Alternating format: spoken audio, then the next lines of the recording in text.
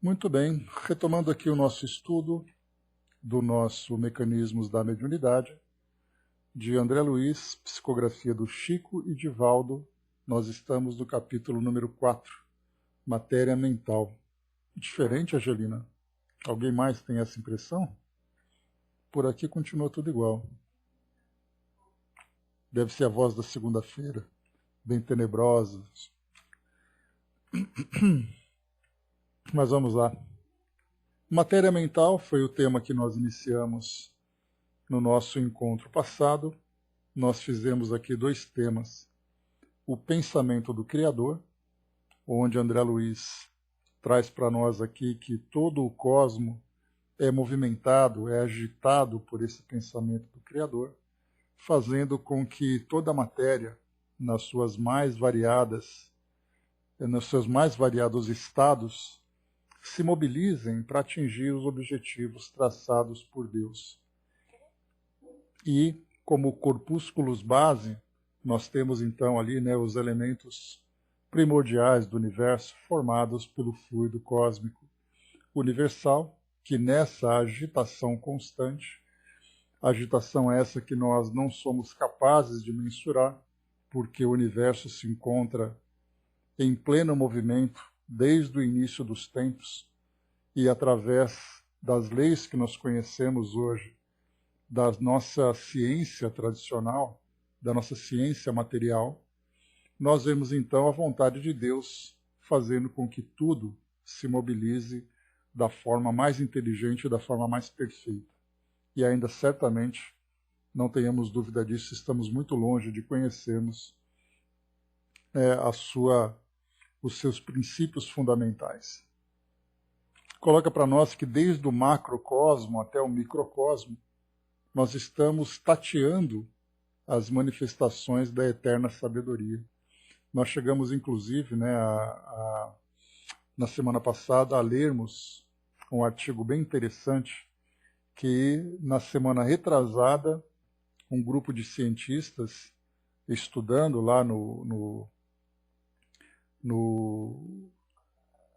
acelerador de partículas, eles então traziam ali elementos novos que a ciência começava a suspeitar, cumprindo aqueles critérios de investigação. E aí um dos cientistas entrevistados disse que a nossa ciência hoje compreende apenas 5% do universo.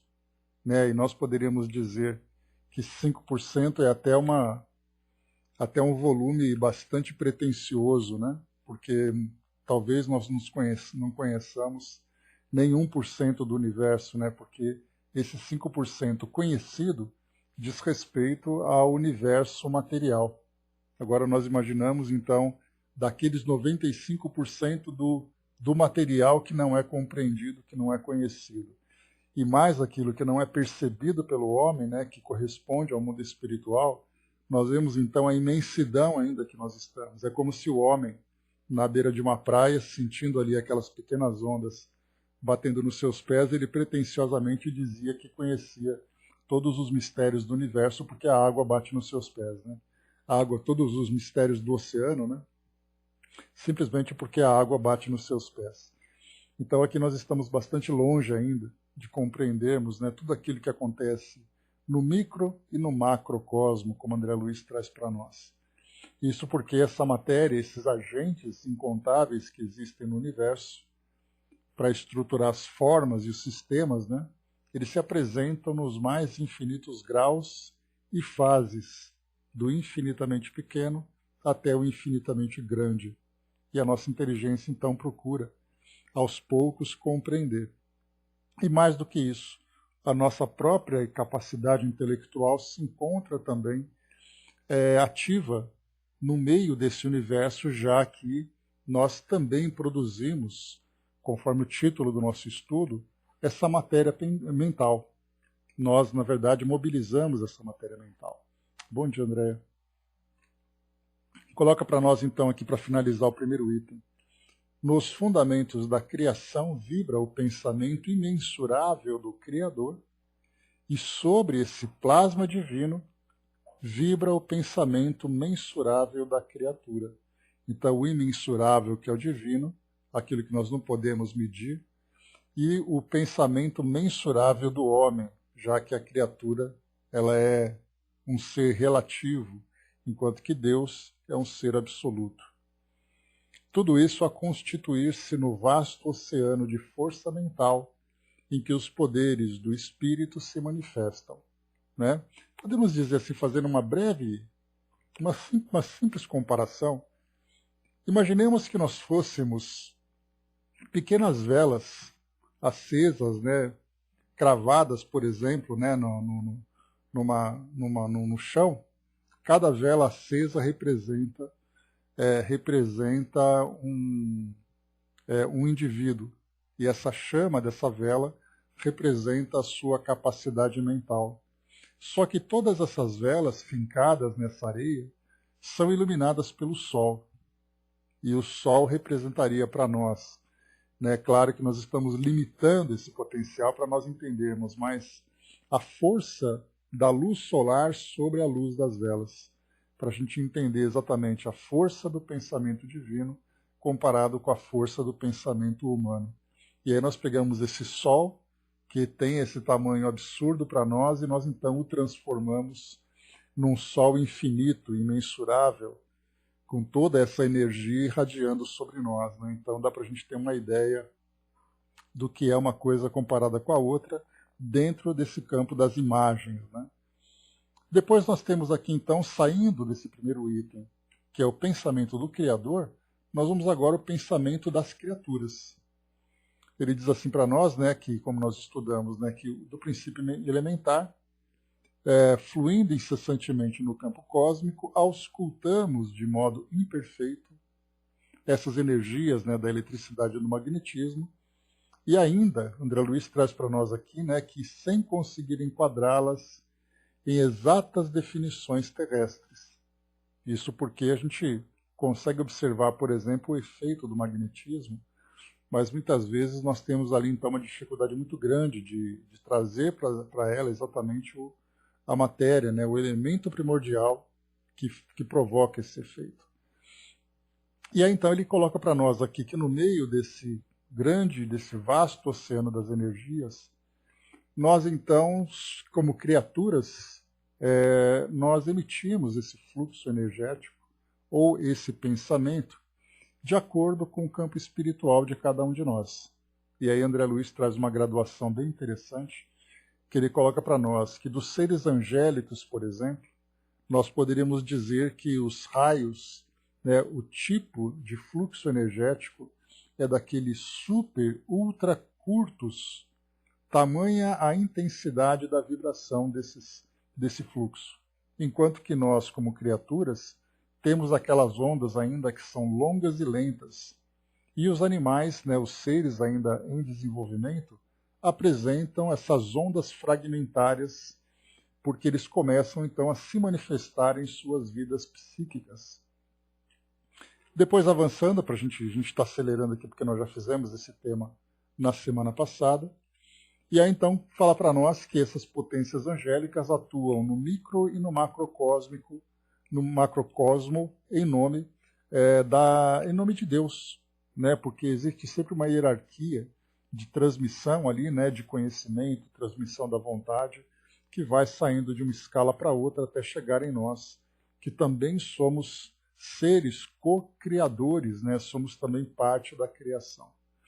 E para finalizar, André Luiz coloca, né? A mente dos homens, indiretamente controlada pelo comando superior, que nós colocamos indiretamente pela influência que nós recebemos, interfere no acervo de recursos do planeta, em particular, aprimorando-lhe os recursos na direção do plano angélico. E a mente embrionária dos animais, influenciada pela direção humana, hierarquiza-se em serviço nas regiões inferiores da Terra, no rumo das conquistas da humanidade. Então ele coloca para nós aqui três escalas, né? Bom dia, Flávio. Então nós temos a escala do plano angélico, que representa a vontade de Deus. Nós temos os homens que, através do uso da sua inteligência, no caso aqui falando do nosso planeta, mas nós poderíamos colocar dos diversos mundos, né, em graus mais elevados ou em graus ainda inferiores, todos eles trabalhando nesse ambiente em que ele existe, em prol da sua evolução, em busca dessa condição angélica. Então, o primeiro plano é o angélico, o segundo é o humano, que trabalha para a sua evolução, e o terceiro, então, é dos animais que trabalham dentro do seu primitivismo para alcançar a condição humana. Então, todos eles, todos nós, desde os seres mais primitivos até os seres mais elevados, trabalham para alcançar exatamente esse estado sublime, esse estado mais elevado. E aqui é interessante, quando André Luiz fala para nós sobre essa graduação, que os animais trabalham para chegar ao homem, o homem trabalha para chegar ao estado dos espíritos felizes, né, ou dos espíritos em condição angelical, que nós chamamos poeticamente. Nós temos uma passagem do livro acho que é na Agenda Cristã, se eu não me engano, ou é no Livro dos Espíritos, não me recordo, que tem uma passagem que diz assim, né, que a distância entre o homem e Deus é a mesma distância entre os animais e os homens. Então vai mostrando, né, o tamanho do espaço da estrada, da longa trajetória que cada criatura está percorrendo para alcançar o seu estado de perfeição relativa. Mais uma vez, nós lembramos que Deus representa a perfeição absoluta, enquanto que as criaturas atingem o seu estado de perfeição relativa como criaturas que são. Né? Então, bom dia, Gilda, bom dia, Chaconete, de novo. Vamos lá. Então, entrando agora no nosso estudo, o Brás colocou aí, né, Brás? O quanto essa humanidade ainda está atrasada. Pois, Brás, eu até comentei com vocês na semana passada a respeito de uma graduação. Eu queria até aproveitar e fazer aqui uma correção para vocês, porque eu falei de cabeça, mas na verdade eu trouxe uma informação equivocada. Vocês se lembram que eu comentei com vocês que Carl Sagan tinha falado sobre o estado evolutivo da nossa sociedade planetária, falando sobre a forma como nós produzimos e utilizamos as energias do planeta. Essa escala, eu lembrei de fazer essa pesquisa porque eu queria passar para vocês a informação correta. Só um instantinho aqui. Deixa eu preparar esse artigo, porque ele é bem interessante e vai aqui até o encontro do que você apresentou. Então o artigo diz assim: é bem provável que não exista vida inteligente ao nosso redor. Isso porque a gente lembra que a nossa ciência ela procura a evolução, ela procura a inteligência no universo, naturalmente dentro do mundo material, dentro daquilo que é palpável, né? Então diz assim para nós: eu quero acreditar. A frase símbolo da série Arquivo X faz mais sentido do que nunca. Um estudo recém-publicado afirma que muita gente custa acreditar. É bem provável que nós estejamos sozinhos. Aí ele vai falando algumas coisas aqui sobre algumas deduções, mas o que eu queria passar para vocês era uma escala, né? Uma escala chamada Kardashev. Foi um cientista, o russo Nikolai Kardashev, que em 64 ele cria uma hierarquia, uma escala hierárquica, para falar sobre o nível de desenvolvimento tecnológico de uma civilização. E aí então, né, colocando claro o nosso planeta como referência, então ele coloca aqui um planeta que atingiu o estágio 1. Mais uma vez, né, ele sempre projeta isso, imaginando no universo as civilizações, né, outros mundos, né, outras civilizações e tal. Então ele coloca aqui no estágio 1, do tipo 1, a categoria do tipo 1, se refere a civilizações capazes de aproveitar a totalidade da energia potencial de um planeta. Então, todas as fontes de energia possíveis aqui do nosso planeta seriam dominadas, controladas e direcionadas para determinada finalidade. Então, nós poderíamos até mesmo utilizar a força de um vulcão, de um terremoto, das energias da plática. Ou seja, nós conseguiríamos absorver tudo aquilo que é produzido de energia. Esse seria o estágio 1.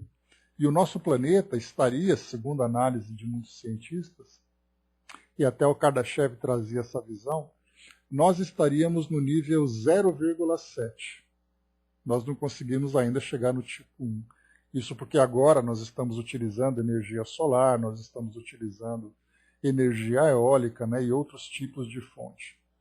Do tipo 2 engloba civilizações que conseguem extrair toda a energia de uma estrela. No caso, nós teríamos, eles trazem assim, algumas especulações, né, que é como se nós criássemos ali uma cápsula em volta do nosso Sol e tudo aquilo que ele produzisse nós poderíamos absorver. A gente vê que a gente vai entrando então no campo da ficção, né? E os do tipo 3 abarca aqueles que aproveitam toda a energia de uma galáxia. Ou seja, né, então a gente tem ali aquela especulação de uma sociedade que conseguiria absorver toda a energia de uma galáxia. Então a gente vê que os cientistas da atualidade eles procuram trazer essa ideia sobre sociedades que são materiais. E como nós não conhecemos nada no planeta que sugira que exista uma sociedade do tipo 2, que consegue controlar toda uma estrela, nem do tipo 3, que consegue controlar toda uma galáxia, então vem a suposição de que nós estamos sozinhos. E aí a gente percebe, né, que como nós estamos de fato atrasados, já que toda a nossa visão foca, né, no mundo material, no mundo terreno. E esse mundo terreno ainda é um tanto quanto limitado para todos nós, já que nós não temos a capacidade de compreender essa vastidão que nos envolve, né? E vamos lá então. Entrando agora aqui nesse nosso próximo tema, falamos sobre o pensamento do Criador, falamos sobre o pensamento das criaturas. Vamos lá então. O mundo das energias ainda é uma eterna desconhecida, né? Ainda será para nós, né, Brás? Porque se nós pensarmos que todo o nosso esforço gira em torno, ou melhor, todas as nossas conclusões giram em torno da nossa realidade como referência para o universo, a gente vê ainda como nós estamos distantes, né? Então, corpúsculos mentais. Bom dia, professor. Como alicerce vivo de todas as realizações nos planos físico e extrafísico, encontramos o pensamento por agente essencial. Então, o pensamento é esse agente essencial, que é, na verdade, o alicerce vivo, ativo, dinâmico de todas as realizações. Porque a gente lembra daquela graduação, né? Primeiro eu penso, depois então eu realizo. Então todas as realizações dependem do pensamento. A gente vê que isso é muito óbvio. Só que se torna muito mais claro agora quando a gente começa a perceber toda essa movimentação de ideias que se encontram em torno de nós para depois então elas se concretizarem. Então eu vou primeiro pensar, depois eu vou dizer as minhas ideias, né? Se for o caso, eu vou começar a registrar essas ideias e depois eu vou materializar.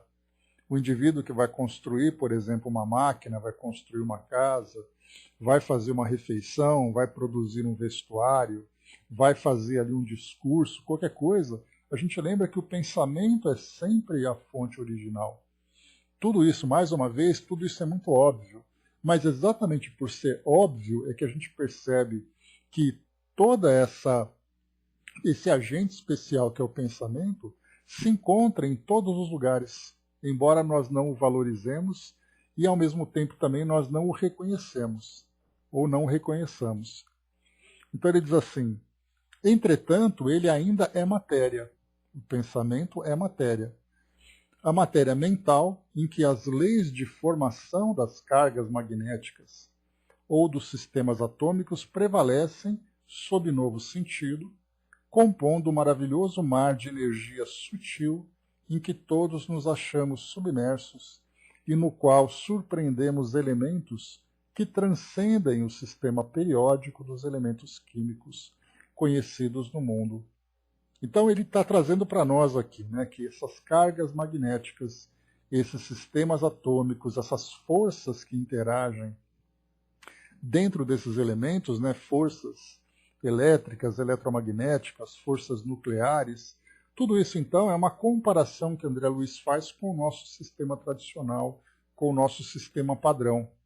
Porque agora, quando nós atuamos no mundo fora da matéria, né, fora da matéria conhecida para nós vamos então nos relacionar com outros elementos, que, embora respeitem a mesma lei do universo, são elementos que para nós ainda são desconhecidos. Então, esses sistemas, como André Luiz coloca, prevalecem sob novo sentido. Ele vai fazer aqui uma comparação com isso, com aquilo que acontece no mundo material à nossa volta, que a nossa ciência já reconhece, que nós, inclusive, já estudamos isso de um modo mais acadêmico, mais didático. Fazendo um paralelo, nós vamos encontrar elementos que poderiam até se assemelhar, mas que para nós ainda são desconhecidos. Mas ele fala para nós que essas energias, essas cargas que se encontram em torno de nós, exatamente pelo pensamento ser o alicerce vivo de todas as realizações no plano físico, no plano extrafísico, o pensamento é pensamento, seja para o encarnado, seja para o desencarnado. Isso que é importante a gente lembrar. Que o fato de eu pensar como um encarnado não me diferencia do pensar de um desencarnado. Porque o fato de eu estar encarnado não me tira a condição de ser um espírito imortal. E, portanto, a minha capacidade de produzir essas ondas é a mesma. A gente sempre pensa, né, não, que o pensamento dos espíritos é um pensamento muito mais poderoso, muito mais profundo do que eu que sou encarnado. Não. A força mental é de ambos. O que vai diferenciar um do outro é exatamente as características individuais de cada pessoa que produz essa força que parte exatamente desse poder da mente, esse agente especial que parte da mente de cada um. Então não é o fato dele estar encarnado ou desencarnado, é o seu estado, né, o seu estágio evolutivo e a sua capacidade de pensar. Por isso ele coloca que nós estamos, portanto, envolvidos nesse mar de energia sutil. Eu costumo usar essa expressão com vocês, que nós estamos ali sempre, né, nesse mundo sutil que nos envolve, que é o mundo das energias. Nós estamos aí o tempo todo. Energias daqueles que estão próximos, energias daqueles que são distantes, que André Luiz vai trazer para nós algumas explicações para compreendermos melhor essa mesma dinâmica. Mas nós veremos aqui que o fato de nós estarmos submersos significa que nós estamos constantemente envolvidos por essas energias. Né? Eu não colocaria como esgoto, mas nós estamos com uma onda bastante tóxica, né? Exatamente porque no mundo em que nós nos encontramos hoje, os nossos pensamentos se encontram bastante perturbados, né? A própria Maria João de Deus, né, como nós já conversamos, lá no Cartas de uma Morta, ela traz para nós um retrato do planeta visto de longe, mostrando para nós ali aquele turbilhão de energias envolvendo angústias, sofrimentos, ódio, antipatias e tantos outros sentimentos negativos. Embora nós tenhamos ali também os focos positivos, mas infelizmente pelo fato de nós estarmos sendo constantemente bombardeados por sentimentos, ideias, notícias, fatos que vão ali nos provocando esse estado mental mais desequilibrado, faz com que nós reflitamos aquilo que nós absorvemos. E nós veremos exatamente isso. Por isso, então, hoje nós temos forças opostas a essa corrente natural que, infelizmente, prevalece no nosso mundo, e essa força contrária vem exatamente dos trabalhos que são feitos para nos orientar a respeito do pensamento positivo, do pensamento construtivo, das ideias renovadoras. Então, tudo isso nós percebemos que, de um modo geral, a corrente dessa maré, né, vai por um lado e nós procuramos nadar contra essa corrente. Então, ainda no nosso mundo, nós estamos nessa luta desequilibrada, em que a força negativa parece ser mais presente do que a força positiva. Né? Bom dia, embaixador. Dizem que em uma casa que faz o evangelho, vista do outro lado, forma foco de luz. Joana de Ângeles traz esse relato, né? Mostrando para nós, né, que exatamente, não apenas o evangelho, mas qualquer trabalho nobre nós vemos hoje, ao mesmo tempo em que nós temos essa grande corrente de dor e de sofrimento, nós temos profissionais trabalhando de uma forma muito responsável, muito amorosa para fazer com que o trabalho seja bem realizado. nós temos visto uma corrente de boa vontade, uma corrente de caridade também muito presente. Nós vemos uma força, né, uma força envolvendo os grupos de oração, os trabalhos espirituais também muito presente. Então, existem forças que estão ali, né? De um lado, as forças naturais, né? Ou seja, as forças que correspondem à nossa natureza humana, ainda muito fraca, muito frágeis, mas bastante intensas em termos de negatividade, e ao mesmo tempo nós temos uma força positiva daqueles que procuram, né, fazer ali um pensamento contrário. Então, o que é colocado para nós é que todas essas forças que são mobilizadas hoje movimentam elementos do plano espiritual que fogem a esses elementos que nós conhecemos hoje dentro dos elementos químicos conhecidos no mundo. Então, porque nós estamos exatamente no plano espiritual e não temos correspondência àquilo que parte do nosso mundo, né? A Andréa colocou, né, às vezes a impressão que tenho é que preciso rezar o dia inteiro para me equilibrar, né? Pois é, Andréa, e essa é uma realidade, infelizmente, né? Porque mesmo que você desligue todos os aparelhos e você se isole, você continuará ainda vinculado, né, continuará sendo influenciado por essas correntes. Por isso que não basta você se desligar de uma forma passiva. Você precisa se desvincular de uma forma ativa, produzindo também, porque o indivíduo passivo, ele absorve. O indivíduo ativo, ele irradia. Então nós temos que não apenas nos distanciar dessas ideias negativas em torno de nós, mas é preciso que nós também produzamos isso através do trabalho, através do estudo, através de grandes realizações, para que a gente possa fazer esse fluxo contrário. Porque é como se fosse pensando assim, imagina que você se encontra boiando no meio de um rio que tem uma correnteza forte, e você diz assim, eu não vou nadar a favor dessa corrente, você fica parado. O que vai acontecer? Você vai ser levado por essa corrente da mesma forma. Mas é necessário que você se movimente para tentar nadar o contrário. E para isso nós vamos então utilizar os recursos, que como os espíritos dizem para nós, o recurso da prece, o recurso do trabalho, o recurso do estudo, tudo aquilo que nós sabemos já que é parte da nossa rotina, inclusive. Né? Basta que nós coloquemos isso em prática. Eu faço um trabalho, não faço um trabalho reclamando. Eu faço um trabalho com boa vontade, sabendo do seu objetivo. Eu me relaciono com as pessoas de uma forma produtiva.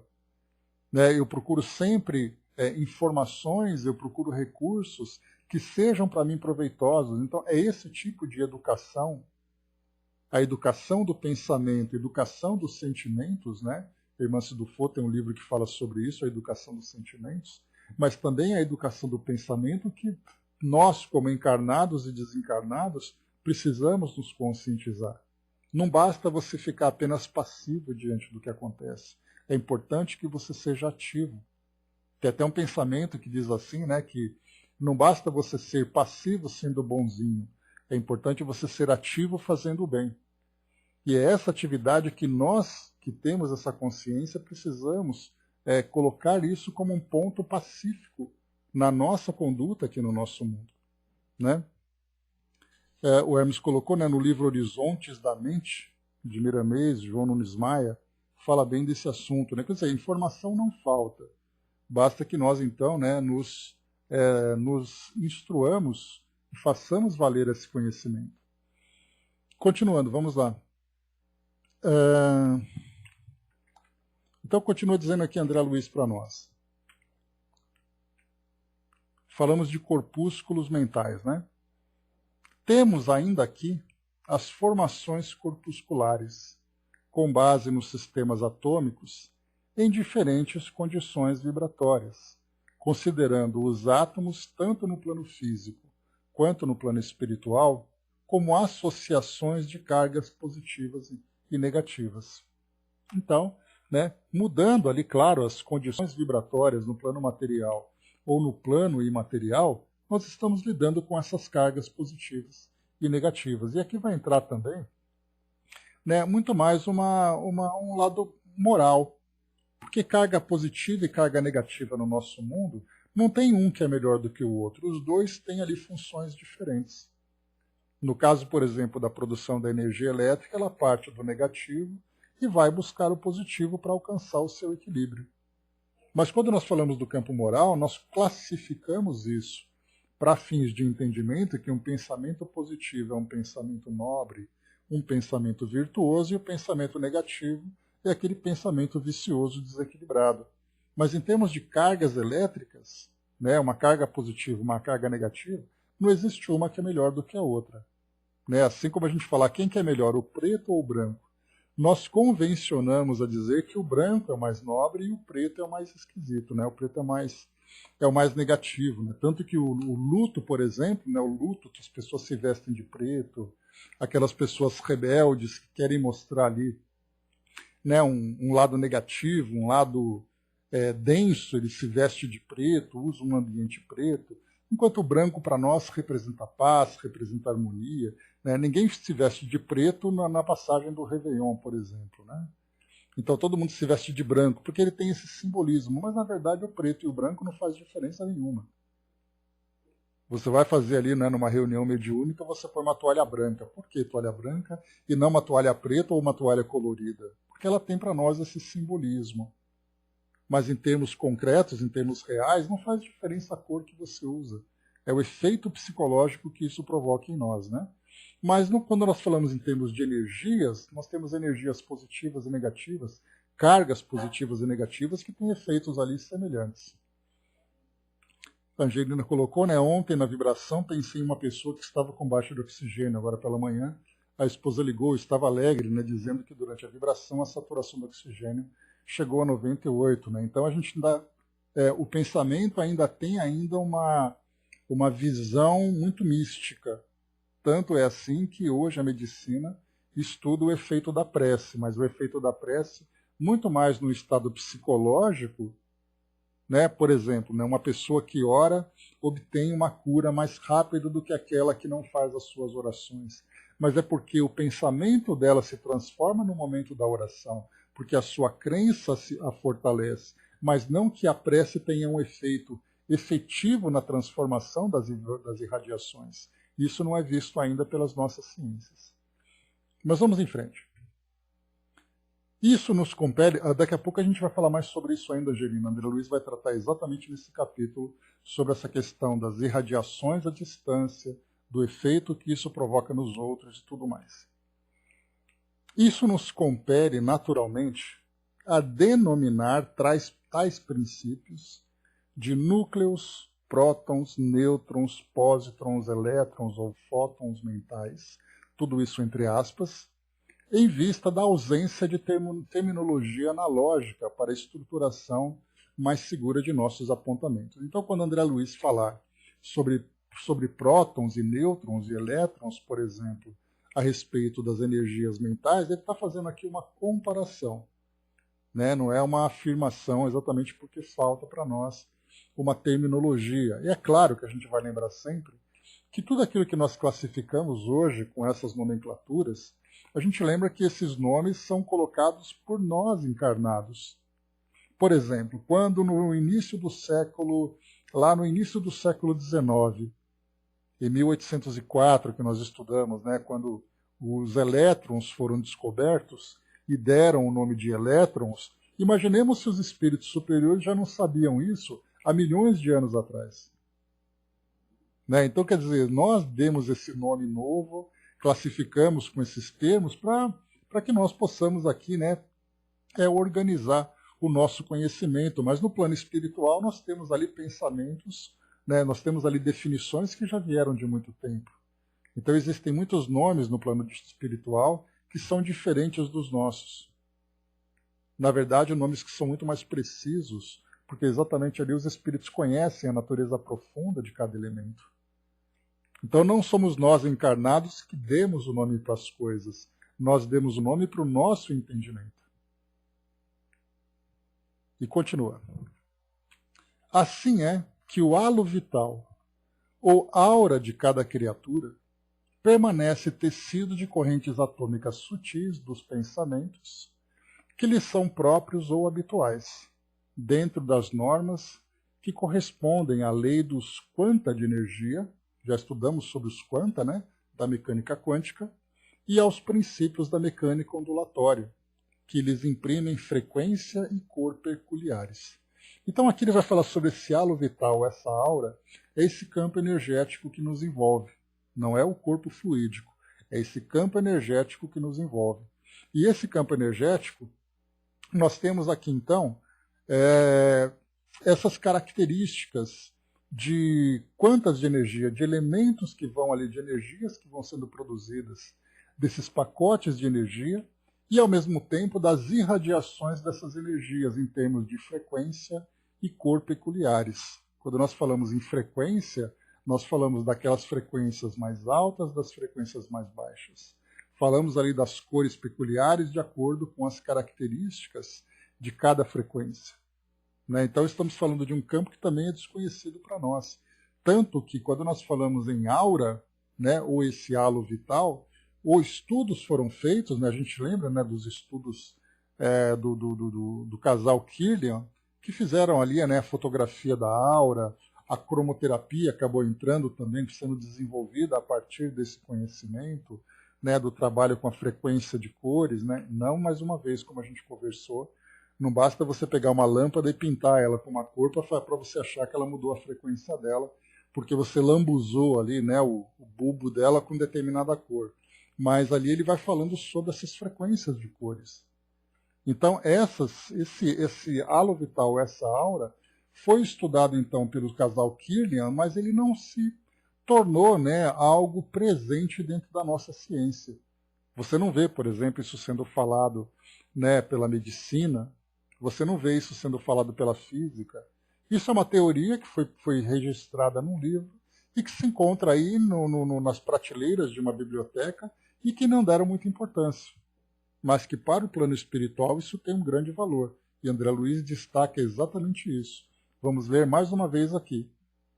Assim é que o halo vital ou a aura de cada criatura permanece tecido de correntes atômicas sutis dos pensamentos que lhe são próprios ou habituais, dentro de normas que correspondem à lei dos quanta de energia e aos princípios da mecânica ondulatória que lhes imprimem frequência e cores peculiares. Então o casal Kirlian, na época, eles fotografavam o dedo da pessoa. Colocava ali o dedão, né, naquele aparelho que eles desenvolveram, e na fotografia você via ali as irradiações que saíam da mão do dedo daquela pessoa, com cores diferentes, com picos diferentes. Era quase que, quase não, nós podemos dizer que aquilo era a identidade da pessoa. Falando exatamente da frequência, das cores, tudo isso que é visto no plano espiritual, mas não é ainda compreendido pelo mundo físico. E continua. Não mesmo, né, Brás? Essas forças em constantes movimentos sincrônicos, ou estado de agitação pelos impulsos da vontade, estabelecem para cada pessoa uma onda mental própria, que é exatamente a identidade que eu queria colocar para vocês. Nós, então, embora essas ondas mentais elas sejam dinâmicas, porque elas vão se modificando, né, conforme a gente vai mudando o nosso estado mental, o nosso estado emocional, isso caracteriza exatamente ali a natureza de cada um. E é por isso, então, que os espíritos falam com bastante frequência da facilidade de você identificar ali o indivíduo pelo seu estado evolutivo, de acordo com o seu estado evolutivo, pelo seu estado mental. Então você olha para um indivíduo e você percebe, pela natureza das suas irradiações, pelas suas características, exatamente em que lugar ele se encaixa nesse grau de evolução, nesse estado de evolução. Então é aquele espírito mais materializado, mais vicioso, mais desequilibrado, ou é aquele espírito mais nobre? Geralmente a gente classifica, né, pelas cores ou pela luz que ele irradia, porque é assim que os espíritos costumam descrever para nós, né? Um espírito luminoso, um espírito com aquela luz prateada e tudo mais, enquanto que aquele espírito é aquele que tem uma cor mais opaca. Mas, na verdade, nós estamos tratando aqui exatamente dessas ondas mentais que caracterizam o indivíduo. E a gente lembra que, embora ela seja dinâmica, ela mude conforme a gente vai alterando o nosso estado mental, ela não é uma mudança tão rápida. Porque a gente lembra que o nosso estado mental, né, o nosso conteúdo íntimo, vamos dizer assim, ele é um conteúdo que ele vai mudando com o passar do tempo. Ele não é uma mudança assim, hoje eu estou de um jeito, amanhã eu estou de outro. Né? Eu vou me formando, né, de acordo com as experiências que eu vou vivendo, eu vou criando dentro de mim um determinado conteúdo em termos de emoções e de pensamentos, e isso vai se estabelecendo dentro de mim durante muito tempo. Então nós podemos ver um indivíduo que, conforme ele reencarna, ele traz as suas impressões, que são impressões naturalmente, que vêm de existências anteriores, aí então ele vai interagindo com o mundo material, ele vai começando a formar a sua nova personalidade. Por exemplo, um bebê que nasceu, esse bebê então, em vez dele ser carinhosamente acolhido pela família, ele acaba sendo ali sofrendo desprezo, sofrendo agressões e tudo mais. Esse conteúdo emocional vai começando a se estabelecer dentro dele, que pode acompanhá-lo durante toda a sua trajetória evolutiva, trajetória terrena.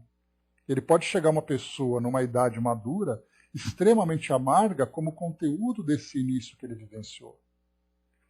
Ao mesmo tempo, ele pode receber todo o amor, todo o carinho, e ele vai então passando pela infância, passando pela adolescência, pela juventude, pela sua idade adulta, e ele vai então mantendo aquele padrão e até mesmo aprofundando. E a gente percebe então que isso diz respeito a um longo período que ele vai vivenciando, embora em cada momento da sua vida ele vá tendo ali pequenas oscilações, mas a base da sua personalidade, vai com Deus me livre, mas a base da sua personalidade, ela é formada, né, durante muito tempo. Por isso então que nós falamos, inclusive, né, que o indivíduo, que quando ele começa a fazer uma psicoterapia, uma psicanálise, são ali, né, momentos que ele passa durante 1, 2, 3, 5 anos, para que ele possa fazer aquela pequena modificação. Então, assim, a base emocional dele é bastante sólida. E para que ela possa sofrer uma transformação, há um trabalho interior muito intenso, um trabalho interior muito longo. Muito bem, seguindo. O Marião colocou lá em cima, né? Eu fiz 2 vezes essas fotos. E com o tratamento de florais, né, na segunda foto já deu a diferença das cores, né? E a gente lembra, né, que esses florais, por exemplo, né, eles são elementos exteriores. Mas no momento em que nós adquirimos a capacidade de autocura, que é um desafio para todos nós ainda encarnados, aí sim nós conseguiremos, né, manter o equilíbrio pela nossa própria condição interior. Mas enquanto isso não acontece, nós temos a necessidade de recebermos esses recursos exteriores, mas também tem ali a própria força interior.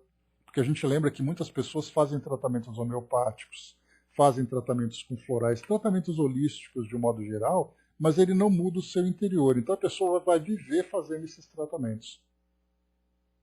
Porque a impressão que dá, ele vai dizer assim, mas esse tratamento eu já fiz e não funciona.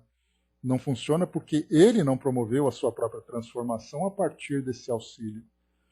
Né? Então, assim, o grande processo de autocura é exatamente ali um dos grandes objetivos que nós alcançamos quando nós, então, vamos atingindo esse estado de maturidade espiritual, principalmente.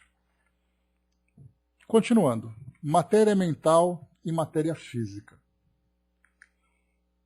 Em posição vulgar, ou seja, em posição comum, acomodados às impressões comuns da criatura humana normal, os átomos mentais inteiros, regularmente excitados na esfera dos pensamentos, produzirão ondas muito longas ou de simples sustentação da individualidade, correspondendo à manutenção de calor. Ou seja, numa nossa condição normal, no nosso dia a dia, né, dentro do nosso padrão, né, todo dia eu acordo, trabalho, faço as minhas coisas, durmo, no dia seguinte eu acordo, faço as coisas, trabalho. Ou seja, nesse padrão normal, nessa acomodação de uma rotina dentro da nossa vida, nós temos então essas ondas que são longas. Ondas longas, ondas de sustentação da individualidade. Ondas também, que assim como nós vimos lá no halo vital, ou naquela aura, a identidade de cada um. É aquilo que eu sou. Nós poderíamos dizer assim, se alguém com muita sensibilidade, uma sensibilidade que extrapole, por exemplo, aquilo que é normal no nosso mundo. O fato de eu me aproximar de um ambiente, a pessoa vai dizer assim, o André está chegando. Simplesmente porque ele consegue me identificar pelas irradiações que eu emito. Ou seja, ele me reconhece pelas vibrações. Mais uma vez, a minha identificação vem através desse padrão de ondas que eu irradio, dentro da minha vida comum. E todos nós temos ali esse mesmo padrão. Ou melhor, cada um tem o seu próprio padrão. Todos nós, então, nos identificamos por esses padrões das nossas irradiações comuns. Irradiações essas, voltando aqui para o nosso item anterior, que coloca para nós, que são exatamente esse fluxo de energias que vão se formando desde o início, né, da minha encarnação, inclusive de antes disso. É aquilo que eu trago de existências anteriores, me estabeleço durante muito tempo com esse padrão e vou seguindo com ele. E a tendência é fazer que, conforme eu vá me modificando, né, para melhor, principalmente, né, o que a gente espera, mas para pior também acontece, mas a tendência é que, conforme nós vamos evoluindo, esse padrão, então, ele vai gradualmente se modificando, saindo daquelas ondas, né, mais densas para entrar naquelas ondas mais sublimes. E isso vai demandar muitas e muitas encarnações para que a gente possa modificar esse nosso padrão. Então, cada um de nós tem a sua própria identidade energética, vamos dizer assim. Então, dentro desse padrão, ele coloca assim: se forem os elétrons mentais nas órbitas dos átomos da mesma natureza, lembrando que ele fala de elétrons e átomos, que são palavras que ele utilizou para facilitar o nosso entendimento, né?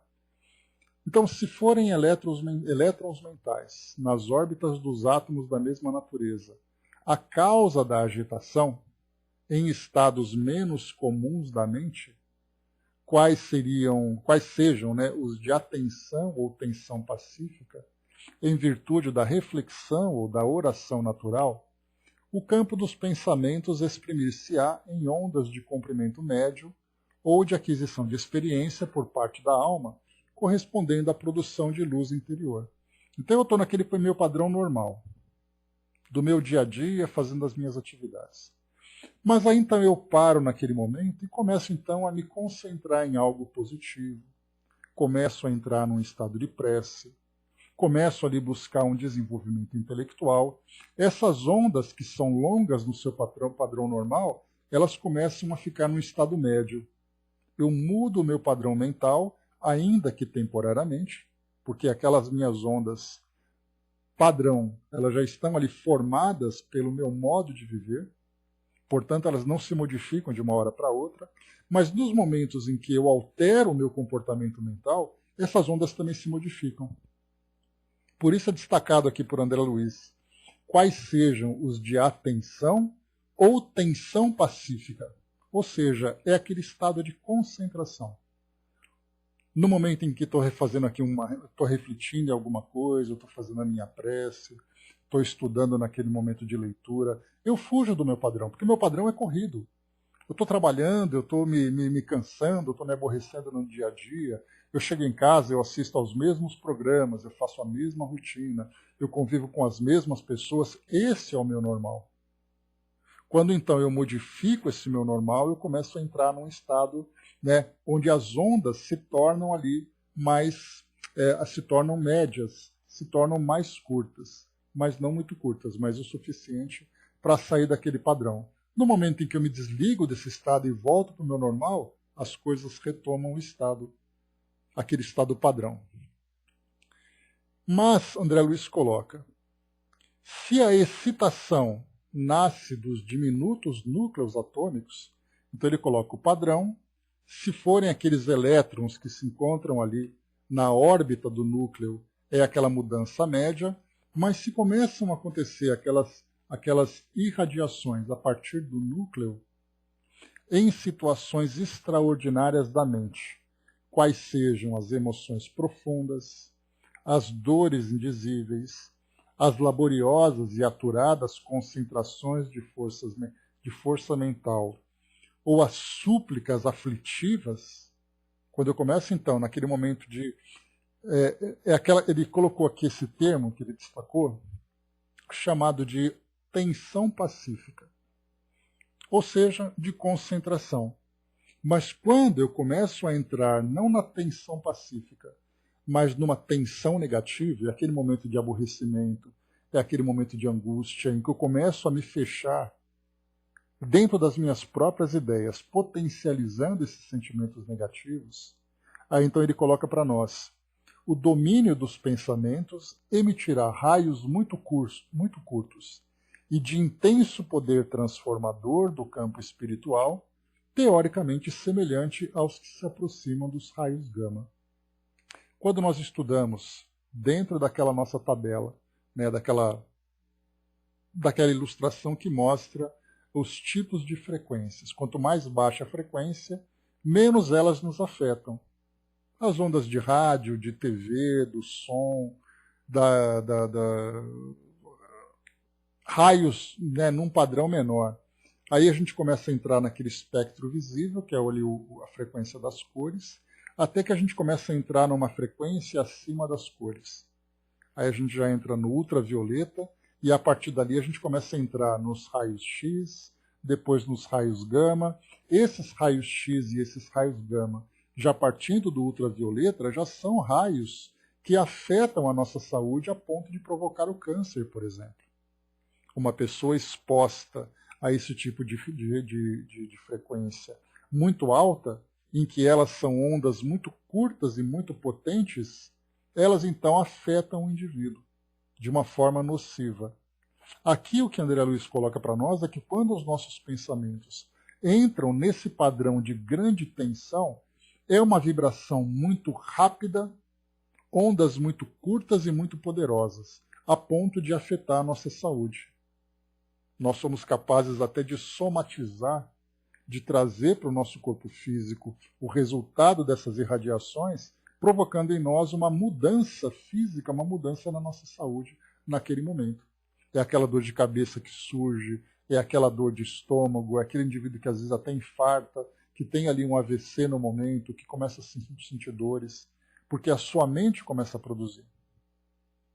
Por isso ele coloca semelhantes aos que se aproximam dos raios gama, que são para nós hoje os raios mais potentes, mais curtos e mais rápidos que nós conhecemos. E o nosso pensamento concentrado de uma forma negativa produz exatamente isso para nós. Traz esse efeito negativo. Isso me fez lembrar de uma passagem de Joana de Ângeles, dentro daquelas citações que eu sempre gosto de usar para vocês. É uma citação do livro Alegria de Viver, né? Ela é psicografada pelo Divaldo. E ela fala da oração. E ela diz assim para nós: a mente que ora se revitaliza, fortalecendo o corpo. Portadora de altas cargas de energia positiva, a prece faculta a sintonia com as fontes geradoras da vida, propiciando o intercâmbio com outras mentes que se movimentam nas faixas superiores do cosmos. Então esse trechinho mostra exatamente que, embora ela fale para nós, nessa linguagem mais técnica, mas ela quer dizer para nós sobre o poder da oração, nós começamos a ver agora, estudando com André Luiz, a lógica desse pensamento. Porque imagina que você se encontra absolutamente numa situação absolutamente desequilibradora ou desequilibrante. Você está aborrecido, você está tenso, a sua cabeça parece que vai explodir, você não consegue pensar em outra coisa porque o seu pensamento, a sua mente fica duelando com aquele aborrecimento. Todo mundo já passou por isso, né? Você acabou de ter aquela briga, você fica naquele estresse, você não consegue relaxar, você liga a televisão, seu pensamento está discutindo ainda, você está vendo aquela pessoa, aquela situação e tudo mais. Aí, de repente, você para e começa, então, a entrar num estado de prece. Aí você para, dá aquela respirada, começa a fazer a sua oração, depois você para um pouquinho mais, pega aquele livrinho de mensagens e faz aquela leitura calma, aquela leitura concentrada. E aí a gente percebe que aquele padrão tão intenso que nós estávamos, por causa de um efeito negativo, começa então a diminuir a sua frequência. Olha só que interessante é nós entendermos a lógica disso tudo. Que não é assim, eu vou fazer uma prece porque Deus vai me abençoar e eu vou ficar mais calmo. Não, é porque você mesmo é capaz de ser a força geradora de uma mudança na frequência do seu pensamento. E isso é muito interessante a gente ver que como isso é lógico e como isso é útil quando nós temos esse entendimento. Naquele momento que você está aborrecido, começa a ouvir uma música calma, faz uma prece, faz uma leitura, se distancia dentro das possibilidades daquele aborrecimento. Né? O próprio irmão do bem trouxe para nós uma mensagem. Muito obrigado, querido. Mas o Espírito Hamed fala exatamente para nós isso, que o efeito do perdão, né, o efeito do perdão acontece quando você se distancia mentalmente daquela pessoa, ou daquele ambiente, daquela situação. É o caso, por exemplo, né, não vamos pensar numa briga com uma pessoa, vamos pensar numa tensão que a pessoa está vivendo, vendo um programa na televisão, falando sobre desencarnações coletivas. Nós temos recebido muitas solicitações de pessoas que estão num estresse assim altíssimo por medo do que está acontecendo no nosso mundo hoje. O que nós vamos fazer? Nós vamos nos desligar daquela notícia, vamos buscar um ambiente calmo, uma música tranquila, uma leitura proveitosa, entrar naquele estado de prece e nós veremos naturalmente a mudança acontecendo. Irmão do Bem trouxe para nós, né? Se vossos pensamentos fossem mais equilibrados, ficariam encantados com a maravilha do universo, na natureza e em tudo que o Pai vos presenteou. Porém, é necessário o silêncio para vossas almas perceberem. Né? Ou seja, nosso irmão do bem aqui, muito atento, né, ao nosso estudo, traz exatamente para nós, né, para trazer inclusive essa água na boca, né, de sabermos que nós temos isso à nossa disposição, essa maravilha do universo e da natureza e de tudo aquilo que Deus nos presenteou, está ao nosso alcance. Não é aquele mistério inalcançável para nós, pelo contrário. Está inclusive à nossa volta nos envolvendo o tempo todo, mas é exatamente ali o nosso estado de sintonia que nos coloca numa frequência diferente. Então agora, gente, já não dá para a gente dizer que não sabe como fazer. Eu posso até dizer que é difícil, que eu não estou conseguindo no momento, mas todos nós já aprendemos a fazer isso. É uma pena que nós não tenhamos aqui aquele exercício prático, né, de meditação e tudo mais, mas cada um pode fazer a sua parte. Né, dentro das possibilidades, de uma forma segura, caminhar por um ambiente saudável, se conectar com a natureza, fazer suas boas leituras, trabalhar de uma forma proveitosa, né, dentro daquilo que se encontra ali, né, ao alcance, esse trabalho caritativo, sensível, a vivência da própria caridade, que é um estímulo que os espíritos sempre nos trazem. Né? Inclusive a gente vê que nos trabalhos realizados dentro de um centro espírita, é muito comum os espíritos instrutores falarem para que a pessoa se envolva num trabalho de caridade. Mas por que isso tudo? É porque a caridade vai fazer com que ele fique melhor? Não apenas a caridade, porque a caridade é o gesto, mas é o efeito daquele trabalho em que você começa a produzir sentimentos diferentes. É aquele sentimento de gratidão, é aquele sentimento emocionante e positivo. As vibrações de amor, Brás. Porque nós começamos a mudar o nosso padrão. Nós nos desvinculamos daquela rotina nossa, aquela rotina que levou a pessoa doente ao centro espírita, e quando ela sai daquela rotina e ela começa a se envolver com esse outro padrão de comportamento, ela naturalmente vai alcançando esse estado mais saudável. Então aqui para nós, né, o nosso irmão do bem colocou, né, porém, sempre tem um porém, né? É necessário o silêncio para vossas almas perceberem. Ou seja, é importante que nós tenhamos ali aquele momento nosso, para que nós percebamos, e ao mesmo tempo também que nós mesmos alcancemos esse conhecimento. Porque se nós estamos vivendo de um modo tão negativo na atualidade, é importante que nós percebamos o efeito dessa negatividade e busquemos um padrão diferenciado. Queiramos uma coisa nova, uma coisa melhor para todos nós. E essa orientação que vem do plano espiritual é exatamente isso. Por isso que a religião faz um efeito muito ativo. Não pela religião em si, porque Deus não espera a adulação de ninguém. O fato de eu ir até uma igreja, um centro espírita, um templo qualquer, não vai fazer de mim melhor, de mim uma pessoa melhor que outra. Mas acontece que a forma como eu vivencio aquela religiosidade é que vai fazer com que eu me modifique interiormente e depois provoque os efeitos consequentes dessa mudança. Avançando, vamos lá. Deixa eu pegar aqui onde nós estávamos. Muito bem, então aqui coloca para nós, para finalizarmos esse item. Assim considerando, a matéria mental, embora em aspectos fundamentalmente diversos, obedece a princípios idênticos àqueles que regem as associações atômicas na esfera física, demonstrando a divina unidade de plano do universo. Ou seja, essas vibrações do nosso pensamento acompanham as vibrações dessa mecânica ondulatória que nós estudamos, fazendo com que essas ondas curtas sejam mais intensas e mais poderosas e mais profundas, diferentemente das ondas longas. Então, a mesma coisa que acontece nessa mecânica ondulatória, ela também se aplica na força do pensamento.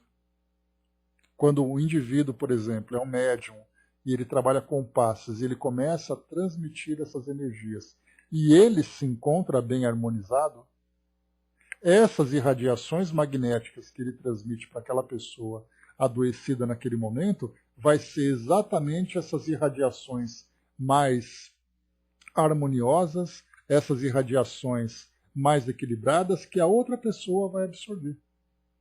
Que é exatamente agora o próximo item que nós vamos estudar, falando sobre indução mental. Porque a indução é fundamental. Diz aqui para nós, recorrendo ao campo de Einstein, que nós estudamos, né, falando sobre esse grande campo de energia desconhecida para nós, porque ninguém entendia o que acontecia. Né? Então, esse campo de Einstein era aquele mesmo tema. Deixa eu pegar aqui o nome dele certinho, para a gente lembrar que eu não me lembro aqui que falava sobre o éter. Né? Lembra que o éter existe no universo, e aí então a pessoa falou, não existe éter nenhum. É um campo com uma energia, talvez energia escura, matéria escura, que nós desconhecemos. Né? E agora a gente entra exatamente nessa ideia, né, que o André Luiz chama atenção aqui para nós.